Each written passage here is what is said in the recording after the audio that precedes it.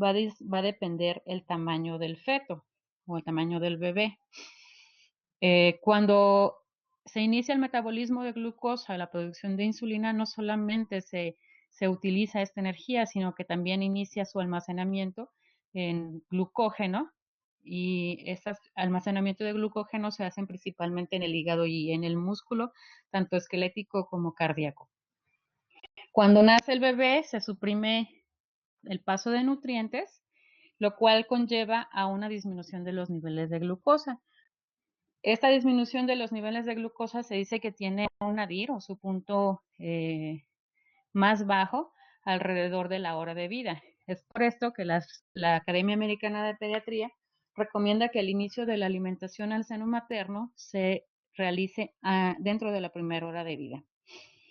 Cuando esta glucosa va, pues obviamente como ya no hay sustrato para metabolizar, va a disminuir la producción de insulina.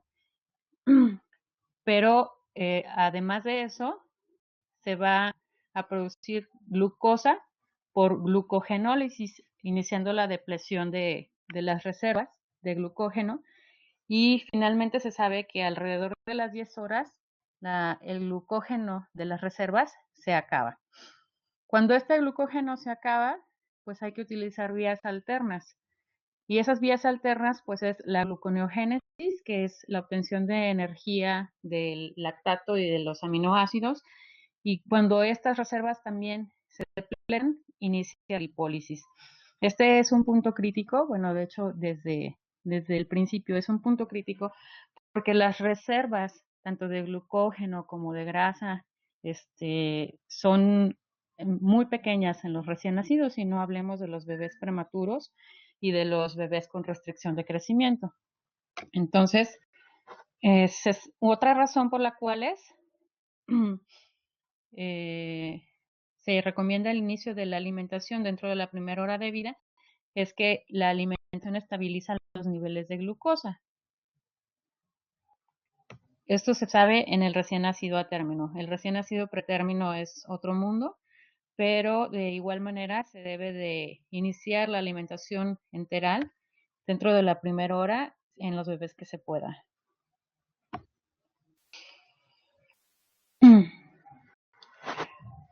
Cuando también nace el bebé, pues la placenta ya no funciona como vía de excreción de las sustancias, de los desechos del bebé. Entonces el bebé tiene que hacer adaptaciones a nivel de su riñón y a nivel de su intestino para la excreción de residuos.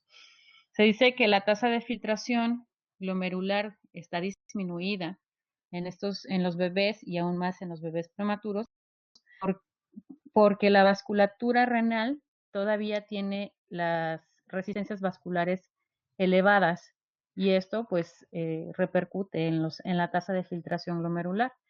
Sin embargo, pese a esto, la primera micción se produce en el 95% dentro de las primeras 24 horas. Y dentro de las 12 a 24 horas, la diuresis neonatal moviliza el líquido extracelular y disminuye este compartimiento en el 40 a 30%. Esto repercute en las pérdidas, o es el principal factor que repercute en las pérdidas de peso que se da dentro de los primeros 5 a 7 días. Y la funcionalidad del intestino se va a dar por la interacción de algunas enzimas intestinales. Aquí también tiene importancia el inicio de la alimentación enteral temprana, porque se sabe que la leche materna es una sustancia que es fácilmente digerible, que induce la producción de hormonas y de sustancias que favorecen la digestión. Entonces, una de las principales es la motilina. Después de que se inicia toda esta transición, alrededor del 50% de los bebés evacúa dentro de las primeras 12 horas, el 94% alrededor de las 24, perdón, el 50% dentro de las primeras 12, el 94% dentro de las primeras 24 y el 99.8% lo hacen alrededor de las 48 horas después del nacimiento.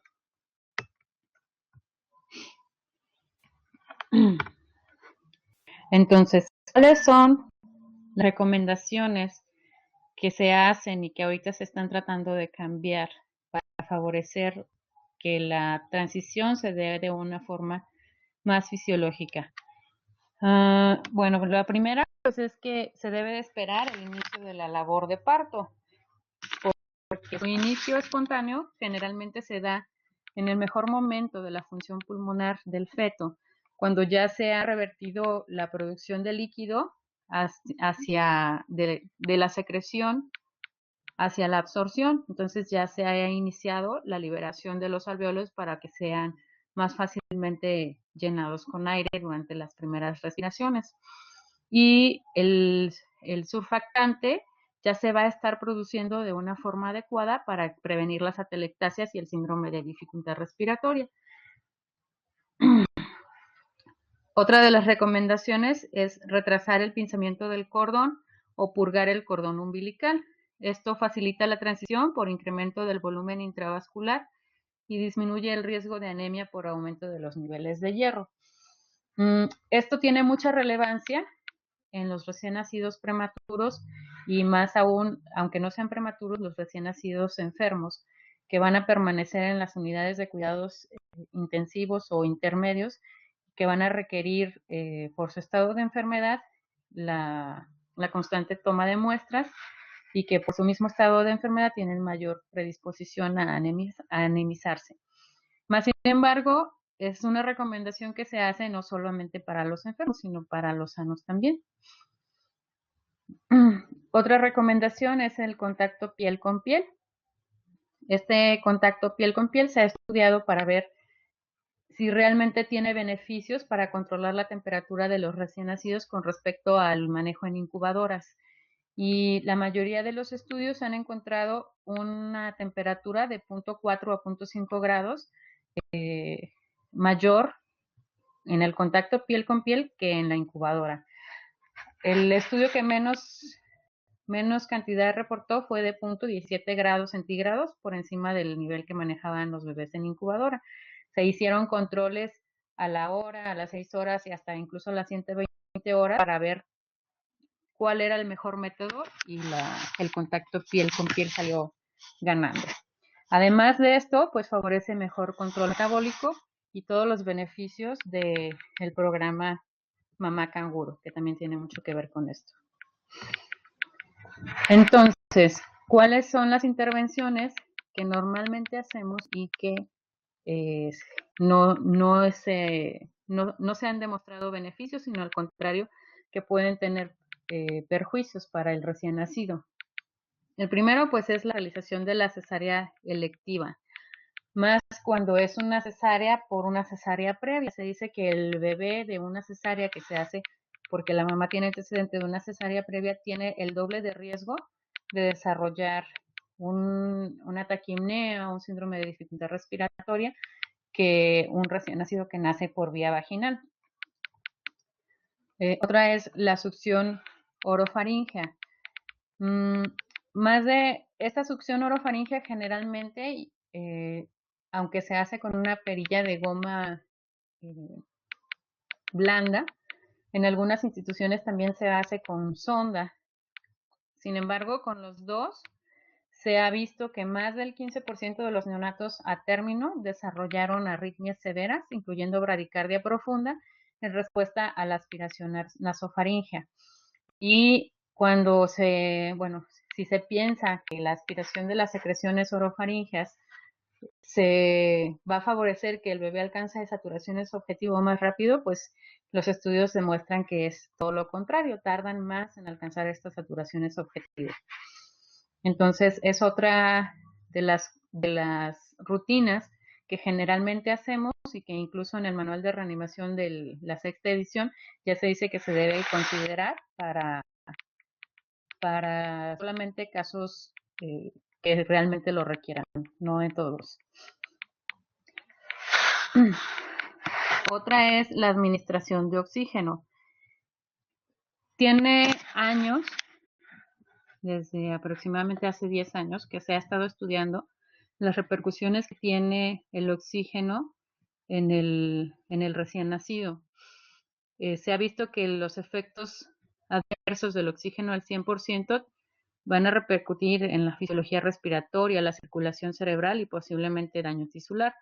Algunos estudios más recientes dicen que incluso cuando a la mamá embarazada, durante su evento quirúrgico cesárea, le administran oxígeno, este oxígeno en altas concentraciones puede iniciar una modificación del material genético del feto. Entonces, el oxígeno también es una rutina que ya se está tratando de cambiar solamente para casos específicos. Entonces, ¿qué dice las guías de reanimación neonatal, la última edición que ha salido con respecto a esto? Bueno, la reanimación neonatal se va a dar en el momento del que hemos estado hablando, el momento en el que el recién nacido tiene que hacer su transición de la vida fetal a la vida neonatal. Entonces, el concepto más importante que debemos saber con respecto a la reanimación neonatal es que la ventilación de los pulmones del bebé es la acción más importante y efectiva en la reanimación. Esta es la prioridad y la cosa más importante que debemos saber manejar cuando estamos reanimando bebés recién nacidos.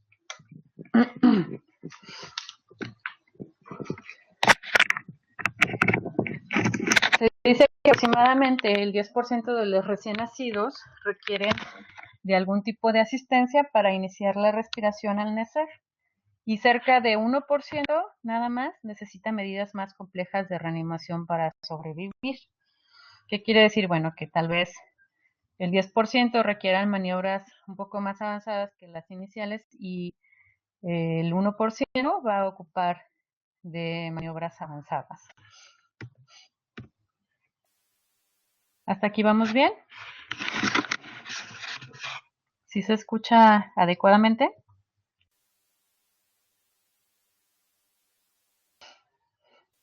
Ok.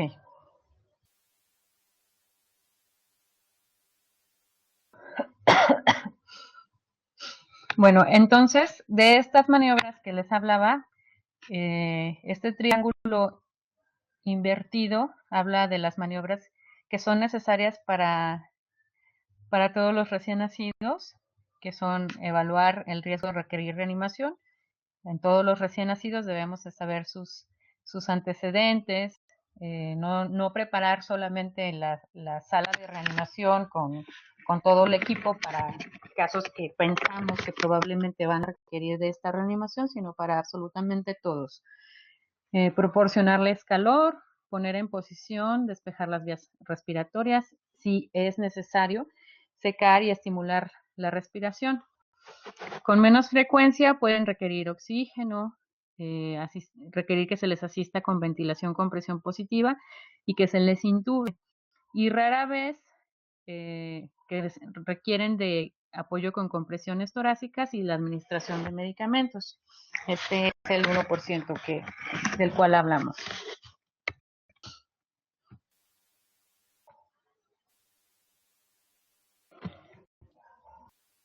El manual de reanimación también hace una breve descripción con respecto a cómo recibe el oxígeno el bebé antes de nacer. Si bien recordamos, el oxígeno se difunde a través de la membrana placentaria. Una pequeña fracción se dirige al pulmón fetal porque en la vida intrauterina el pulmón fetal no es prioritario para la oxigenación del feto. Los alveolos están llenos de líquido y por lo tanto pues no son funcionales. Aunque el feto realiza movimientos respiratorios en forma de preparación de ejercitación para el momento de iniciar la respiración, esos movimientos respiratorios no son funcionales de la manera, de forma respiratoria, digamos así. Las arteriolas que irrigan el pulmón están muy vasocontraídas, en parte por la baja presión de oxígeno del feto. Y la sangre, ya que no puede pasar hacia el pulmón, toma la dirección hacia el circuito de menor resistencia, que es la aorta, para nutrir a los órganos principales, que es el cerebro, las glándulas suprarrenales, etc. y el resto del cuerpo en segundo grado. Entonces, cuando un bebé nace, el líquido debe ser absorbido por los alvéolos. Los pulmones se deben llenar de aire y los vasos sanguíneos en los pulmones deben relajarse para iniciar la transición hacia la vida extrauterina. ¿Qué puede fallar en este momento? Bueno, puede fallar que el flujo sanguíneo uterino o placentario no sea el suficiente para nutrir al bebé en estos últimos momentos, iniciando una condición de hipoxia en la cual el bebé el sistema, el cuerpo del bebé va a realizar una redistribución de este flujo sanguíneo para mantener sus órganos vitales. Y otra cosa que puede fallar, bueno, es que al momento de nacer, las vías aéreas o los pulmones del bebé, por alguna razón, no estén en condiciones adecuadas para iniciar la respiración. Puede ser porque estén obstruidas, porque la respiración no tenga la fuerza necesaria para iniciar la apertura pulmonar, etcétera. ¿Qué problemas pueden alterar la transición neonatal? Bueno, como les estaba diciendo, el recién nacido no respira suficientemente fuerte para forzar la salida del líquido alveolar, que esté bloqueada la entrada de aire, que haya pérdida excesiva de sangre, por lo tanto disminuye la contractilidad cardíaca, o puede haber bradicardia por hipoxia o por una baja presión arterial, que las arteriolas pulmonares permanezcan con constricción persistente por falta de distensión gaseosa pulmonar o por hipoxia antes o durante el nacimiento, lo cual se conoce como hipertensión pulmonar persistente del recién nacido. Y finalmente que las arteriolas pulmonares fallen en su dilatación, aún con los pulmones llenos de aire y oxígeno, también en relación con la hipertensión pulmonar. Cuando esto pasa, un recién nacido, ¿cómo va a responder? Bueno, pues inicialmente, ante la disminución del suplemento de oxígeno, va a haber una contracción de las arteriolas de intestino, riñón, músculo y piel, los cuales son considerados órganos no prioritarios. El flujo sanguíneo cardíaco y cerebral permanecen estables o se incrementan para mantener la distribución de oxígeno. Son los llamados órganos prioritarios. Si esta falta de oxígeno continúa, bueno, pues entonces va a haber deterioro de la función miocárdica del gasto cardíaco, caída de la presión sanguínea y reducción del flujo de sangre hacia todos los órganos. Es la fase descompensada. ¿Qué va a haber en el recién nacido que tiene problemas en la transición? Podemos encontrar que el bebé esté hipotónico por la disminución del flujo de sangre hacia el músculo, que haya depresión del esfuerzo respiratorio, que haya bradicardia, que haya hipotensión sistémica y podemos encontrar también taquipnea y cianosis. Todas estas son manifestaciones de que algo pasó antes de que naciera el bebé y vamos a hablar de esas fases un poquito más adelante. ¿Cómo se sabe si un bebé tiene compromiso perinatal o compromiso in útero? Bueno, pues va a ser por las manifestaciones clínicas. Es muy difícil que al momento de que nace un bebé, que encontramos al bebé que no respira, digamos que tiene XY cierto tiempo sufriendo hipoxia. Entonces, la forma en que el manual de reanimación lo propone es distinguiendo una apnea primaria de una apnea secundaria. En una apnea primaria, después de un periodo inicial de intentos rápidos para respirar, hay un periodo de apnea. Pero cuando nosotros tomamos al bebé en este momento y al momento de secarlo o de estimularlo mediante palmadas o dándole toquecitos en los pies, el bebé va a iniciar la respiración. Eso es conocido como apnea primaria. Y en esta apnea primaria podemos decir que el evento de hipoxia duró o fue breve. Pero si nosotros hacemos esto el bebé sufrió un cierto grado de hipoxia y sobrepasó este nivel de apnea primaria, siguió habiendo falta de oxígeno, eh, entonces el bebé va a hacer otra vez intentos para boquear, pero esos boqueos no van a desencadenar una respiración efectiva, que se conoce como apnea secundaria. Cuando nosotros encontramos al bebé en esta situación y realizamos nuestros pasos iniciales, lo colocamos en cuna de calor, aspiramos si es necesario, lo estimulamos y lo secamos, el bebé no va a responder. Entonces, lo que se debe de hacer es iniciar la ventilación asistida para revertir el proceso. Se dice que los pasos iniciales de reanimación se deben hacer en los primeros 30 segundos. Si el bebé ya hicimos la estimulación, ya lo secamos, ya lo aspiramos, no responde, no tiene caso seguir estimulándolo. Estamos perdiendo el tiempo del minuto de oro y podemos tener repercusiones a largo plazo en este tipo de bebitos. Entonces, como ya les había dicho, en la apnea primaria va a haber primero una sucesión rápida de respiraciones que, como si continúa la hipoxia, llega a un cese, pero la presión arterial se va a mantener. La frecuencia cardíaca puede coincidir con la apnea primaria, pero la tensión arterial se mantiene normal. Si este evento de hipoxia continúa, viene la serie de boqueos y finalmente entra en apnea secundaria, y es cuando la presión arterial viene hacia abajo.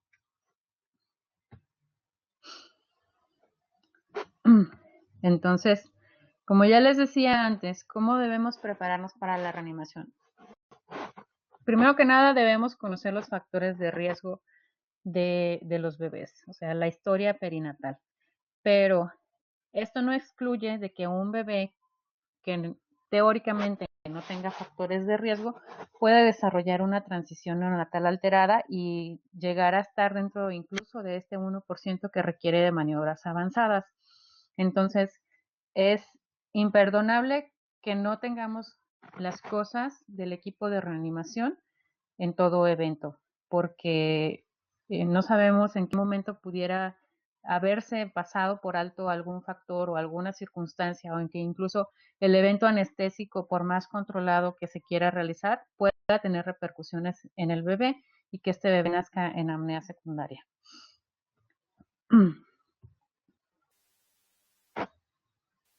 Entonces, el esquema de reanimación, esta no es una clase que pretenda que salgamos de aquí saliendo a reanimar, pero sí que, por ejemplo, sí me interesaría que las personas que no tienen mucho contacto con recién nacidos y con manejo de reanimación neonatal aprendieran lo elemental. El diagrama de reanimación, el diagrama de flujo de reanimación empieza por la valoración del momento en que nace el bebé y se hacen 3 preguntas. Si el bebé es de término, si nace respirando o llorando y si tiene buen tono. Si el bebé cumple las 3 condiciones, se debe de realizar cuidados de rutina, darle calor, despejar las vías aéreas si es necesario, secarlo y observarlo. Se fijan que en el diagrama no viene en ningún momento que le pongamos vitamina K, que le pasemos la sonda a través del esófago, que veamos permeabilidad, etcétera, etcétera. Y en la gran mayoría de las instituciones, lo que hacemos es tomar al bebé, ver que es un bebé sano, inmediatamente pinzamos el cordón, lo medimos, le ponemos la sonda, vemos que esté todo permeable y vámonos. Entonces, esta es una práctica que ya tiene desde el 2011, que la Academia Americana de Pediatría estableció que todo bebé que nace vigoroso y que está en buenas condiciones debe de estar con su mamá. Pero bueno, en el caso en el que alguna de estas 3 respuestas sea no, entonces se debe de proporcionar calor, despejar la vía aérea si es necesario, secar y estimular. Es el último, es el paso que se añade en diferencia al del bebé que se pasa con su mamá, aunque al momento del secado la realidad es que se les está estimulando. Se valora la frecuencia cardíaca, se valora el esfuerzo respiratorio y si el bebé no tiene alteraciones en la frecuencia cardíaca o no tiene alteraciones en el esfuerzo respiratorio, pero tiene dificultad respiratoria persistente, debemos de valorar de despejar la vía aérea, monitorizar la saturación de oxígeno y considerar el apoyo respiratorio inicial mediante CPAP. Si el bebé tiene una frecuencia cardíaca por debajo de 100 o está bloqueando o está en apnea, acuérdense que ya hicimos los pasos iniciales, ya lo estimulamos, entonces lo que procede aquí es iniciar la ventilación con presión positiva y igual iniciar la monitorización de la saturación de oxígeno. Si a pesar de haber proveído de ventilación, un ciclo de ventilación con presión positiva, el bebé persiste con frecuencias cardíacas por debajo de 100, hay que verificar que nuestra ventilación esté siendo efectiva. ¿Cómo vamos a verificar que la ventilación esté siendo efectiva? Pues hay una mnemotecnia que se llama Mr. Sopa. En el manual de reanimación viene así, Mr. Sopa. La M es de valorar que el ajuste de la carilla esté siendo adecuado. La R de reposicionar la vía aérea, que quiere decir que vamos a volver a acomodar a nuestro bebé en posición de olfateo. Vamos a succionar la boca y la nariz, abrir la boca, aumentar la presión de ventilación. Aquí en este diagrama que encontré viene un paso extra que es verificar que no hay falla en el equipo y finalmente la A que es buscar una vía aérea alterna. Ya es valorar intubación, valorar mascarilla laringea o cualquier otra opción que nos facilite la ventilación de los pulmones del bebé. Si el bebé no solo tiene frecuencia cardíaca menor de 100, sino menor de 60, entonces hay que considerar desde este momento la intubación, aunque la ventilación sea efectiva con mascarilla, para facilitar la coordinación con el paso siguiente, que es las compresiones torácicas coordinadas con ventilación con presión positiva. Si después de hacer esto el bebé persiste con frecuencias cardíacas menores de 60, entonces entramos al momento del uso de medicamentos. ¿Cómo debemos ventilar? Bueno, la ventilación va a empezar con el posicionamiento de la cabeza del bebé. No debe estar demasiado extendida o en hiperextensión y tampoco debe estar en flexión. La posición se llama posición de olfateo. Esto es para alinear las vías aéreas del bebé y facilitar la ventilación. Si se fijan en el diagrama, pues la nariz está apuntando al cielo, esa es la llamada posición de olfateo. ¿Y cómo se hace? Tiene un ritmo. Generalmente, cuando estamos en una situación de estrés, queremos ventilar conforme el ritmo del corazón del reanimador, pero no se hace así, porque de esta manera ni siquiera permitimos el adecuado intercambio de gases, la expansión pulmonar adecuada y además predisponemos a que la lesión por ventilación en el pulmón del bebé sea mayor. Entonces, lo que se debe hacer es también recordar esta mnemotecnia, es ventilo, 2, 3, ventilo, 2, 3, ventilo, 2, 3. Se dice que las respiraciones o los eventos de insuflación de los pulmones del bebé deben estar de entre 40 a 60 respiraciones por minuto.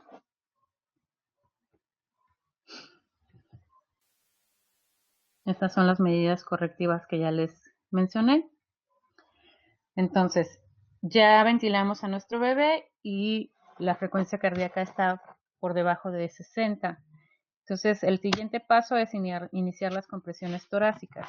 Estas compresiones torácicas, la función es comprimir el corazón contra la columna vertebral para aumentar la presión intratorácica y hacer que circule la sangre hacia los órganos vitales del cuerpo.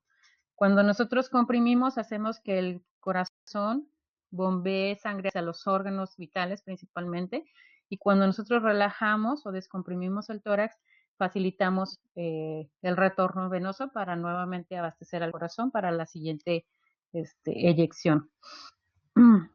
La forma adecuada de conseguir que esta circulación mediante compresiones sea efectiva es tener una adecuada profundidad en nuestras compresiones. Y la presión que debemos aplicar para que esto sea así es presionar solamente 1/3 del diámetro anteroposterior del pecho. Las dos técnicas pues son las técnicas de los pulgares. El sitio de compresión es entre en el tercio inferior del esternón, por debajo de una línea imaginaria que se traza entre las tetillas.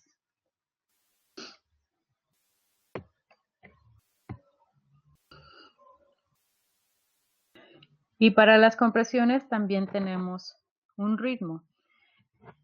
En este momento ya tenemos que coordinar las compresiones torácicas con las ventilaciones. Entonces, para hacer esto, tenemos que recordar esta mnemotecnia.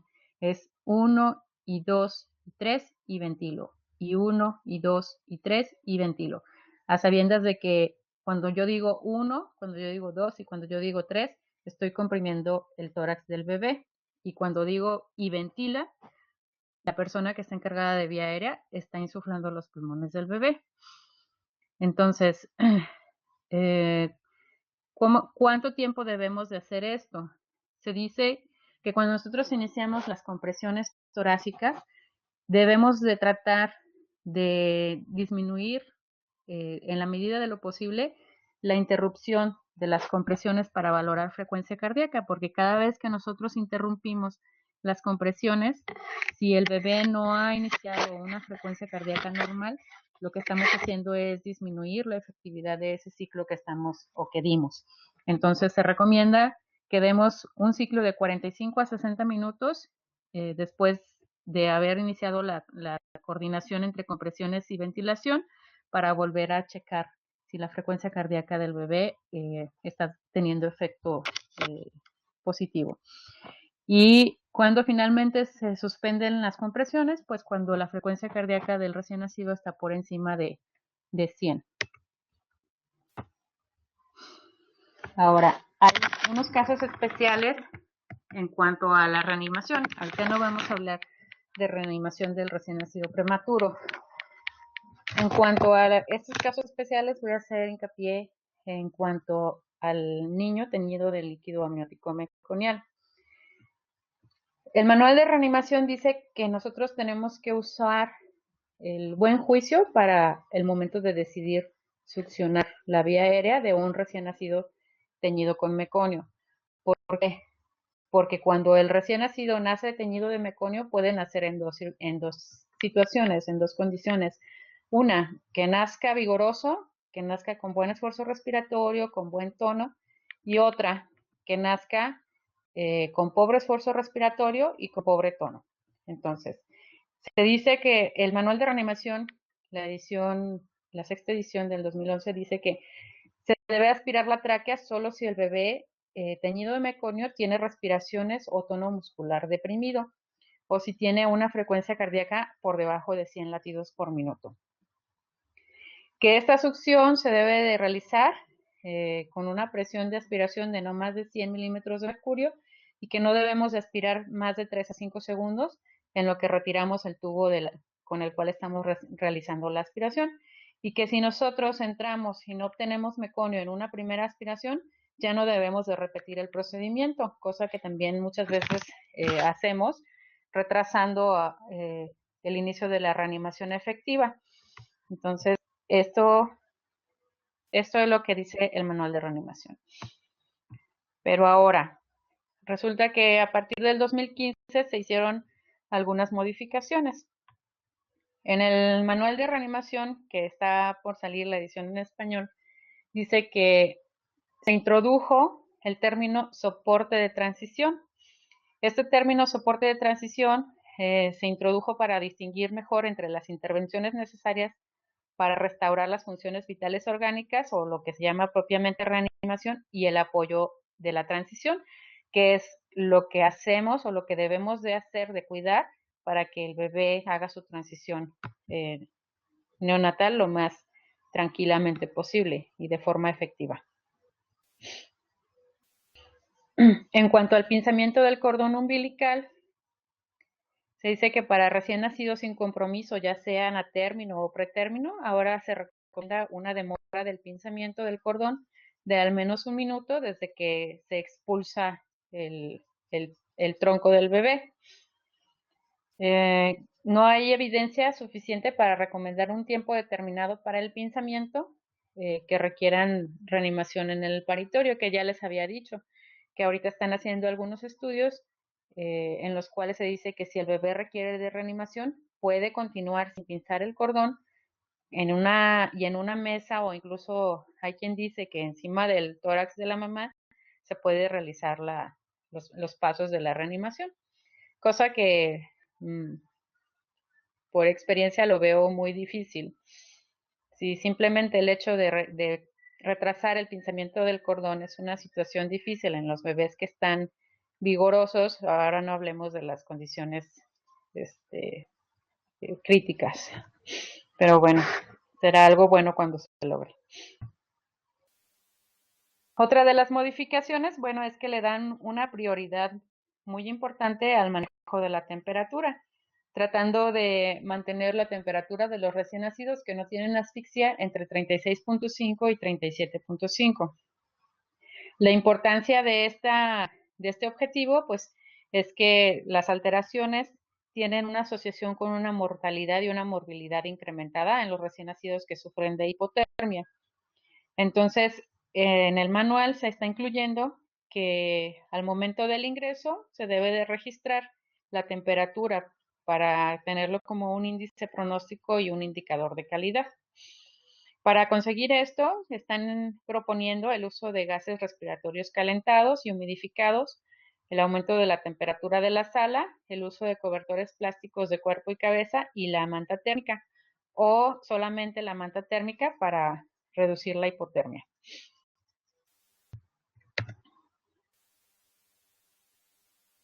Otra de las cosas es la introducción del monitoreo con electrocardiograma para los recién nacidos que utilizan o que requieren de reanimación para valorar la frecuencia cardíaca óptima y de manera más exacta y rápida, y no tener que detener la reanimación por motivo de valoración de la frecuencia cardíaca.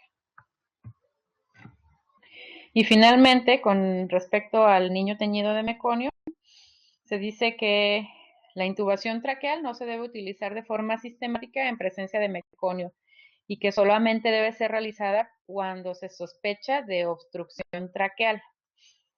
Entonces, el énfasis se debe de poner en iniciar la reanimación y tratar de rescatar el minuto de oro, que es el primer minuto de vida de los recién nacidos, que no respiren o que respiren de forma inefectiva, y esto no se debe de demorar.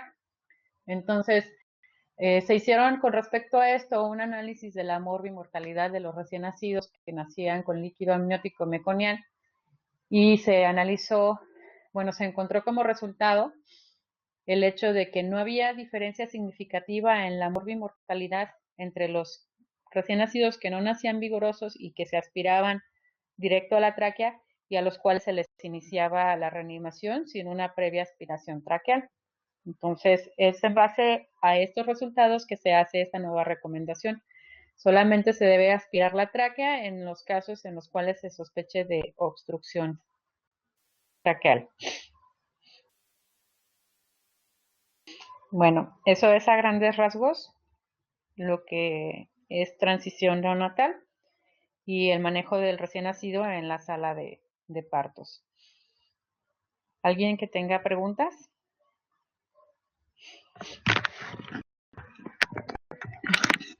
Muchas gracias.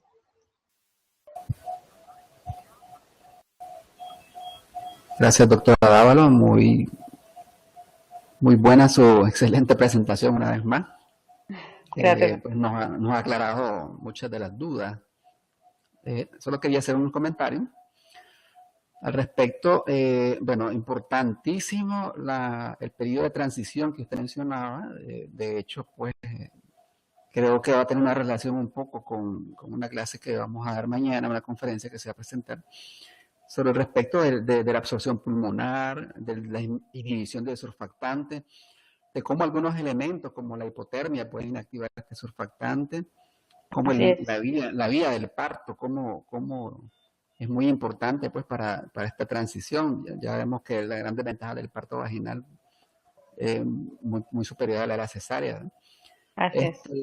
Otras cosas, ¿verdad? Que es importante que realizar, pues también estábamos leyendo un poco y ha habido de tomar temperaturas rectales, ¿no? Creo que ahora la tendencia es introducir el termómetro a nivel rectal para medir temperatura, porque esto pues se ha visto que ha añadido algunas lesiones, entonces ha sido la tendencia a tomar ya sea pues temperaturas axilares o con servocontroles o servocontroladas pues, cuando tengamos en ese sentido. Lo otro, pues realmente ha sido una gran controversia, ¿verdad? Las nuevas recomendaciones sobre aspirar o no aspirar el meconio. Pues realmente, tal vez ustedes recordarán cuando en nuestra formación nos decían que todos los meconios se aspiraban, después que solamente los que estaban deprimidos. Y ahora nos dicen que ninguno, o sea, prácticamente venimos haciendo, no sé qué más nos van a decir, pues ya ¿verdad?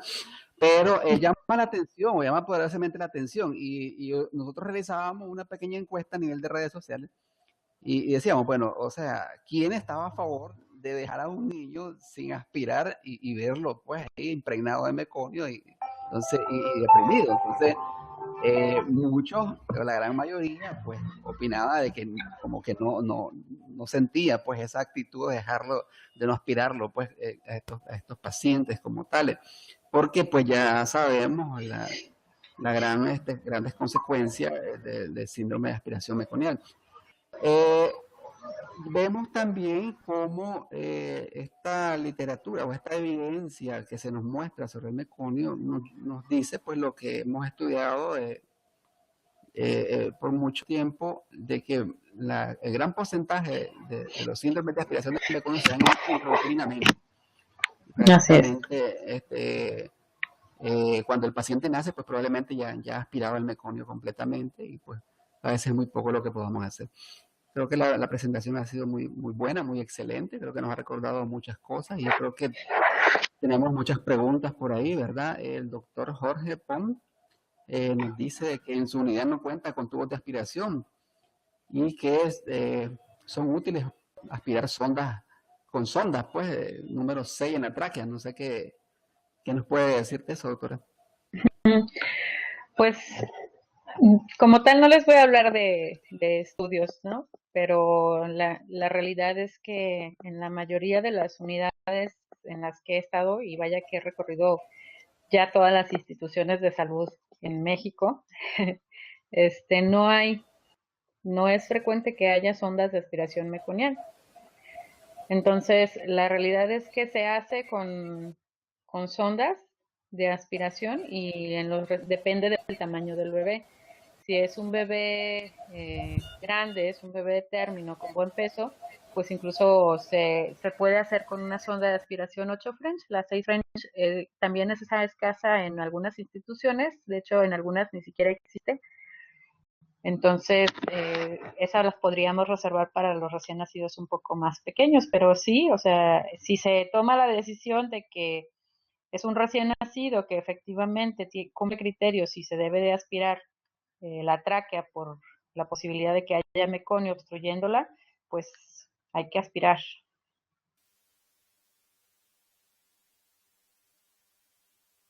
Sí, bueno, yo ni las conozco, pues solo las conozco por literatura, pero realmente no sé si alguien se acuerda de las famosas trampas de Lee, que aspirábamos directamente casi de boca a boca. Y entonces, sí. ¿Verdad? Yo creo que esto ha sido, pues, son cosas del pasado y que lo estamos recordando nuevamente, pero en la práctica nosotros, en la práctica profesional en nuestros países, aquí muy subdesarrollado, siempre hemos utilizado las sondas, pues no hemos tenido pues prácticamente ningún tubo de aspiración, solamente lo tenemos por por teoría, pues nada más y porque lo hemos leído. Sí, pues es que hay que recordar que estamos en países tercermundistas y que la literatura, gran parte de la literatura que existe en cuanto a relevancia, pues hablan de los países primermundistas. Entonces, desafortunadamente tenemos que hacer adaptaciones y afortunadamente tenemos el ingenio para hacerlo. Entonces, bueno, hay que hacer lo mejor que podamos con lo que tenemos.